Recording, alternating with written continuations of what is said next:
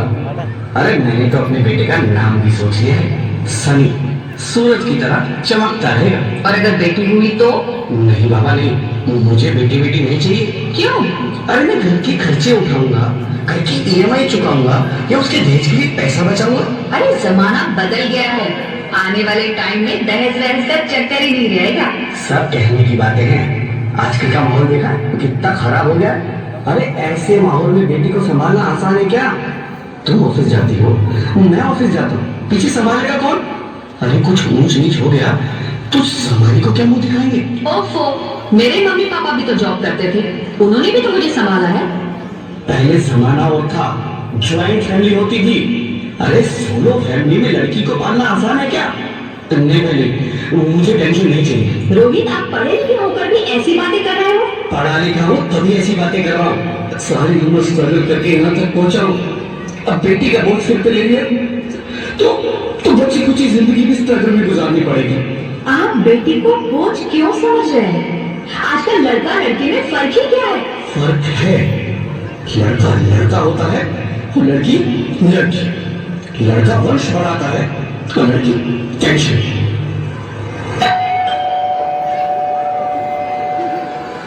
साहब, डॉक्टर साहब ने रिपोर्ट भेजी है। ओह, रिपोर्ट आ गई? बताओ ना क्या है रिपोर्ट में? वही जिसका डर था, तुम्हारे पेट में बेटी है। तो इसमें परेशान होने की क्या बात है? मैं तो बेटी ही चाहती थी। पर मैं नहीं चाहता ना बेटी, मुझे नहीं चाहिए बेटी। उसकी क्यों नहीं? आजकल बेटी को पालना, पढ़ाना, शादी करना सब बहुत मुश्किल है। मैं संभालूंगी, हाँ, मैं डबल मेहनत करूंगी। प्लीज प्लीज ऐसा मत करो, प्लीज ऐसा मत करो। एक बार बोला ना, बेटी नहीं चाहिए मतलब नहीं चाहिए। चूज वन, बेटी या मैं।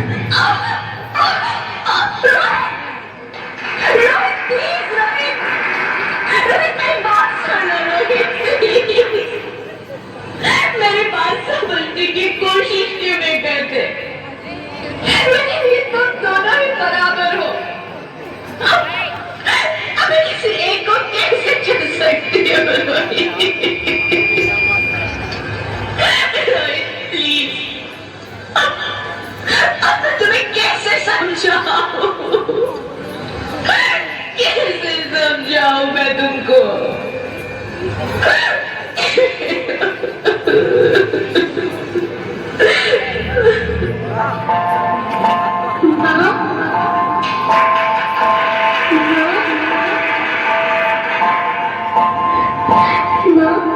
अभी तो भगवान ने मेरे हाथों पे किस्मत की लकीरें भी नहीं बनाई, और उनसे पहले ही आप सबने मेरी तकदीर का फैसला सुना दिया।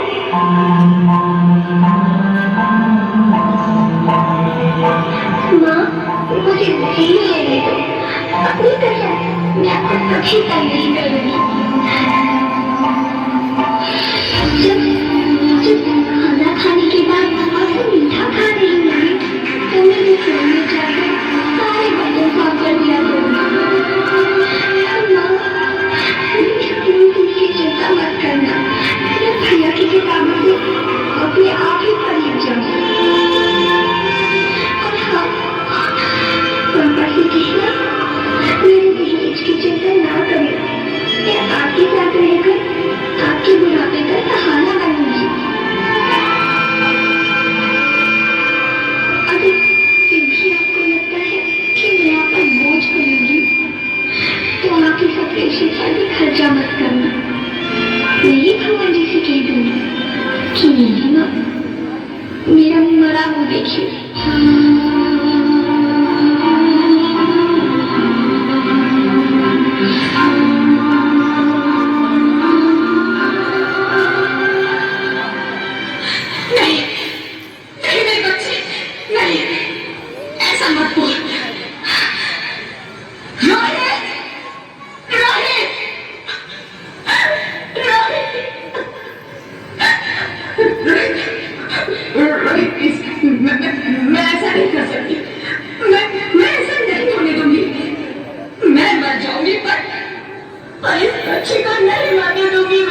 मरती है तो मर जा। मैं बच्ची को नहीं होने दूंगा। माँ, मैं दम घुट रहा है, मुझे बाहर निकालो। अरे पगली, बाहर आकर भी क्या करेगी तू? ये दुनिया तेरे लायक नहीं है। माँ, मैं आपको देखना चाहती हूँ, पापा को देखना चाहती हूँ, भगवान की बनाई इस खूबसूरत दुनिया को देखना चाहती हूँ। अब ये दुनिया इतनी खूबसूरत नहीं रही मेरी बेटी। बाहर आकर तू किसके साथ खेलेगी? क्यों यहाँ रोज हजारों लड़कियां पेट में ही मार दी जाती है और जो बच जाती है वो भी आजाद कहाँ है? बाहर आओगी तो मेरी तरह धक्के खाओगी।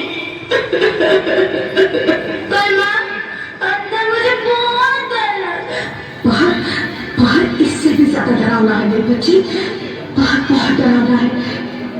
ऐसे डर में जीने से तो अच्छा है तू बाहर ही मत आ मेरी बच्ची। तू बाहर ही मत आ। तू बाहर ही मत आ।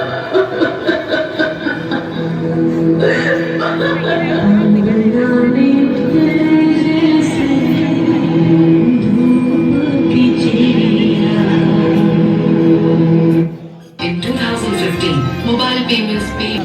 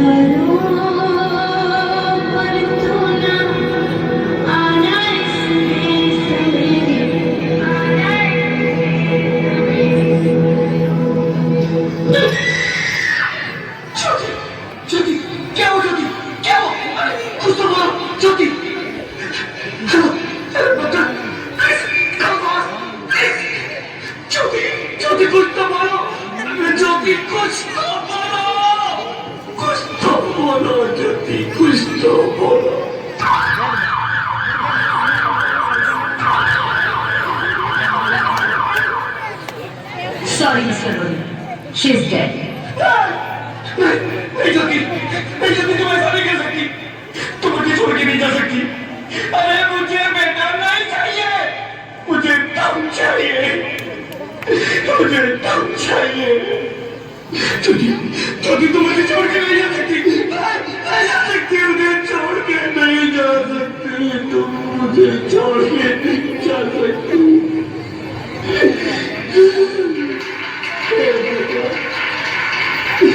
तूने मुझे इतनी बड़ी सजा क्यों दे दी?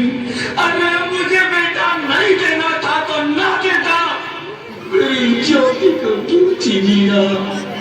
मेरी ज्योति को क्यों छीन लिया? मेरी ज्योति को क्यों छीन लिया?